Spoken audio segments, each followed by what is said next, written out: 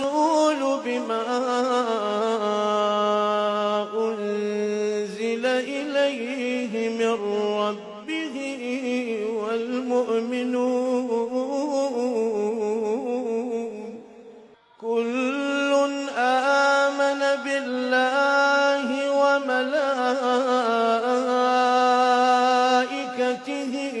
وكتبه ورسله لا نفرق بين أحد من رسله وقالوا سمعنا